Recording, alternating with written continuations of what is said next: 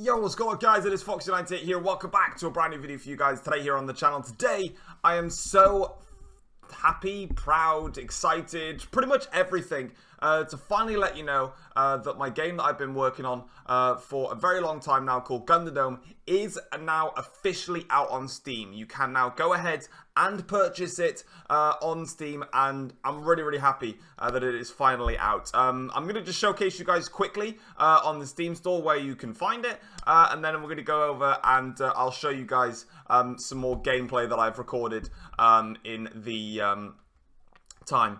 So, I mean, I just clicked on any, prices that are under $4 or £4, because that's what the game is. I don't know if my webcam is hiding that or not. I have no idea. But first things first, I mean, here is the game right here. You can see Gunderdome in the new section here. Also, if you just go to the search at the top of the store and you just type in Gunderdome, which I'm going to do now. Again, I think my webcam's probably blocking it, but it doesn't matter.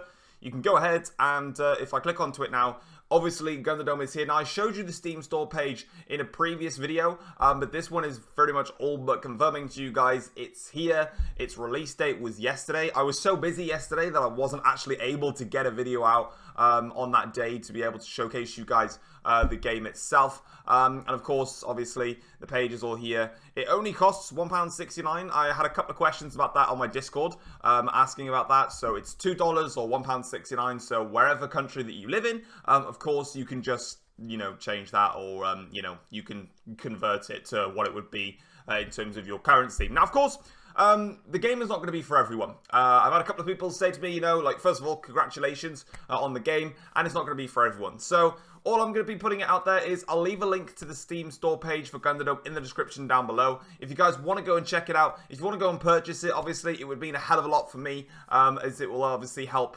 develop this game even further, and also working onto some future projects.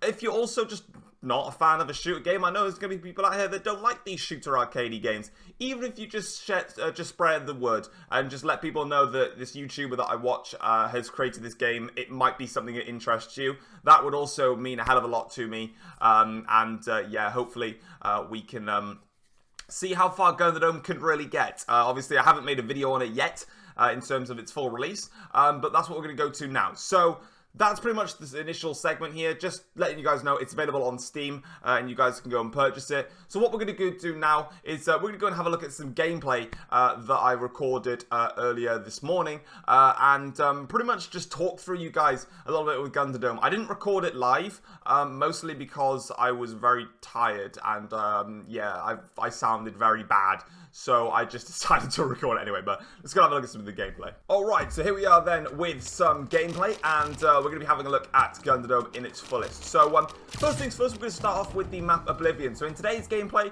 I'm going to be showcasing every single map with you guys in its full. And if there are any issues with the game, of course, we can level it out. So bear in mind, whilst we're going through this gameplay, if there are any little screen freezes or a little bit of frame jumps, it's all on my PC side of things. My PC is just not having a great time with life at the moment. So yeah, that's exactly why I've had to just try and nullify. I've had to do so many changes to it. But this is Oblivion then. So this is the very first map that you can play. And it's an opportunity for you to pretty much just get yourselves into the swing of Gunderdome. As you can see here, I get 2 wolf pickups straight off the bat. So they're going to go off and get a couple of kills for me. But the purpose is obviously you can see that you've got plenty of space to work with. It is just one giant circle, and it's a training ground. You're just going around, and you know where the enemies are spawning from. They're going to spawn from that corner over there where we're looking at right now. And then if I turn around, I don't actually turn around, that's a bit of a dumb move. I can turn around, and then they spawn from that corner there. So they've got 2 corners on the map in which they're going to spawn at. So you know where they're going to spawn from already. So you just got to be a little bit careful. Now, how it works in terms of the spawn systems are, those 2 spawn systems are in their places. Now, as soon as you get a kill, whichever spawn system that you are closest to, the AIs should spawn at that location. So just be bearing in mind, because there's a lot of times, even when I've done, because I don't know how many times I've played this game now. Jesus, I've been developing it for like 2 years. Yeah, I mean, the amount of times I've gone around and I've just absolutely failed by not looking at where I'm going. It's quite insane there as my wolf goes for a little bit of a yeet there. As you can see though, we've got ourselves the Outrider Sniper and the FD98 LMG. Of course, I was going to call something relative to myself. Oh, my wolf just got yeeted again. Be careful of that, actually. You can jump on top of the AIs, and you can get yeeted a little bit. As I did there, got absolutely yeeted. I got myself a score of 19,101. And then, yeah, I think I got like 145 kills or something like that. But that's pretty much what Oblivion looks like in terms of, you know, you can see the score there. So I just put high. And it came across and it worked, obviously. So I did for Hangar 87 that we're going to jump into now. If you guys haven't seen a lot of gameplay on Hangar 87, I recommend going and checking out the last video that I did, because I did a full, pretty much, walkthrough of Hangar 87 live at the time. But this is Hangar 87 again, so it's different. It's a completely different map, much more developed, you can say, but also it's more or less like the realistic form of Gunderdome. Like Oblivion, it's just very plain and very basic for a reason, to give you guys a chance to understand where you're going from. And of course, I don't think I used any teleporters in this run through. I literally just did one game run through, and that was it. Obviously, if I did really badly, then I would have obviously changed it and gone elsewhere. But we start things off then with the Crossfire and also the Pulse Rifle. So the Crossfire is the second version, or the second LMG that we've got in the game. However, it's only got 250 bullets rather than the 500 that the FD98 has. And it's also got a slightly slower fire rate than what the FD98 has as well. But I believe it's got a little bit more damage,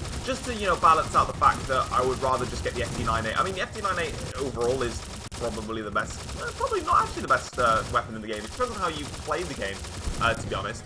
But as you can see here, we've got my wolf chilling and an AI that got stuck in a wall.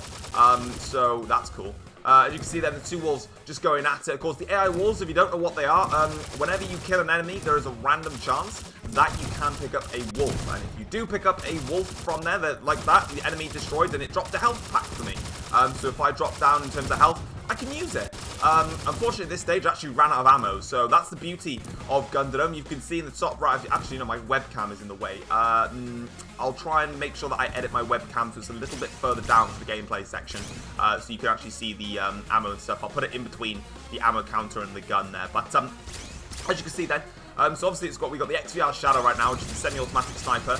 Takes out most enemies in 2 hits. However, it can also destroy enemies in 1 hit as well. As you can see here, plenty of wolf pickups spawning for us now. So we're going to go ahead and try and pick all those up. In fact, we do, and jump over an enemy AI in the process though, which is pretty sexy. Now, 99% of the time, you're going to only have 2 wolves that are able to spawn onto the map. However, there are occasions where you just get more. Like on this occasion, I got 4. It's just completely random. Most of the time, it's scaled down to 2 in order for balancing purposes. If you get 4, you get 4. Just let the wolves have some fun. And yeah, that's kind of the purpose of them. The wolves are there to just take out the enemies, either to get you out of a bad corner, or to just slow down the game a little bit for you. The game is very fast-paced. There's a lot of things that we need to do, I need to do for the game itself in terms of, you know, trying to make it slightly easier for some users, because obviously not all users are going to be able to play the game at this stage that I can. Because obviously I've played the game for absolutely ages, so obviously we'll need to get a difficulty setting put in place, which is something that I'm looking at. It's going to be a little bit complex, but obviously, you know, as time goes by, updates will be rolling out for the game. And that's quite a very interesting fact there, as I put damn, because I died. I got stuck on a pole for 1 second, and because all the AIs, I'd grouped them up, they all hit me at the same time, and it only takes 5 hits to get eliminated. And when you've got a maximum 25 on the map, it's a bit awful. But here we've got, I think actually, is a world's first, really, of Frozen Under. Now, this map I've never actually shown with you guys until now, so let's go and have a look at it then. So Frozen Under is quite a very unique map. It is set in the ice caves, as you can see. Obviously, there's lots of structures, and I was trying to actually attack the big balls there, but I was getting obliterated. I actually fell down a little bit of a hole here, and I'd never actually tested me falling down this hole, and then I forgot I can just climb up the rocks here and get back. So, yeah, that was a little bit of a funny start there, but yeah, this map is a very, very interesting map. It's very large, although it's probably not the largest. In terms of, you know, just the whole world itself, it's the largest one. But obviously, if you're talking about the map scales in terms of, you know, just everything else in between, obviously, Hangar 87 has got 4 areas. So all in all, it's just a big map. Whereas Frozen Under, in just general, is quite a large map. It's also split into sort of 2 different types of sections here. So as you can see, we're currently in the top of this big structural facility here, kind of like a castle, really. And as you can see, we've got plenty of room we can work with. We've got a very, very big top floor that we can use to train all of these enemies around. You can see here that we're picking them off one by one. Again, I had a little bit of a frame rate drop whilst recording this little section. Again, that's my PC. I did lots of testing. I actually spent nearly 2 weeks trying to find out whether I had a big problem with this game or whether it's my PC. Turns out it was my PC. And yeah, it was a little bit rash there. But as you can see then, we're just picking them off. We were using then the SAR-21, which is the burst assault rifle. So it's a very powerful weapon, actually. I am considering actually making a change to the SAR-21 in a future update. Not to necessarily to damage. I just feel like it might need a little bit more ammo. But obviously, as you guys start playing the game, you guys can obviously provide some feedback as well in here. And I was just checking, making sure the AI is actually coming for me. Yeah, they definitely are. So even if I'm hidden up here, they're still going to find their way up. And eventually, we're going to have to start picking them off here. But again, it's a very nice place to be. And the thing with Frozen Under compared to all the other maps is you're definitely going to find the gameplay to be slightly slower compared to others, which is not necessarily a bad thing. You know, it can actually help players out, but because it's very, very large and there's lots of different spawn points across the map, you know, the air is sort of spread out like this guy here. In fact, I couldn't shoot him initially. I was just being an idiot, and then I managed to go pick up my wolf there, and he can go do some damage for me. But we're going to go to the other section of the map now, because I didn't really go to it, which is over towards this side, across the wooden bridge here. And hello, friend. I don't know how you got up there. You've obviously fallen, or you've been yeeted up there, my friend. I do apologise for you being all the way over there. There's nothing I can do about that.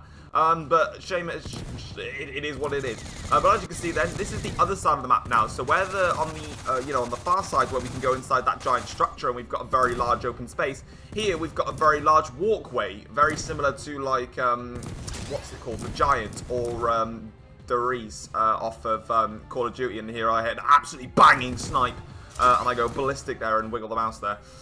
Yeah, sort of like Doris, if you remember that map from Call of Duty Black Ops, and then I believe it's called the Giant in Black Ops 3. I think it was, or BO4, I can't remember which one it came out in, to be honest with you. I haven't played COD in ages. But it's very similar to that. So you've got one area of the map, which is, you know, very large structure that you can work with. And then you've got this structure here, which is, again, you know, your very long walkway. In which you've got a weapon pad, and you've also got that blue armor pad. And of course, the blue armor pad, it regens your health all the way to the max, and your armor all the way to the max. And I fell off the map there like a pillock.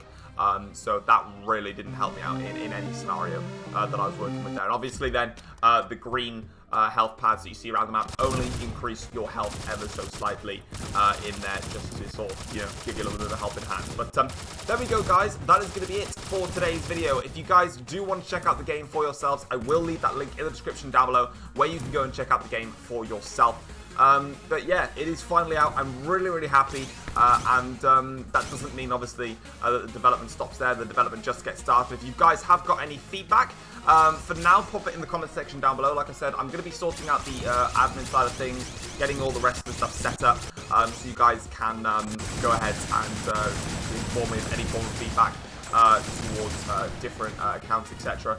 But for now, obviously, I don't have that fully in place. So obviously, just pop it in the comments for the time being. But yeah, if you do obviously check out the game, I really, really appreciate it. And even if you're someone that's not a fan of the game, but you just want to support me and my development in the gaming industry, feel free to just share the video around and let people know about the game itself. And I will see you guys, that's a hiccup, for another video very, very soon. And yeah, take care all.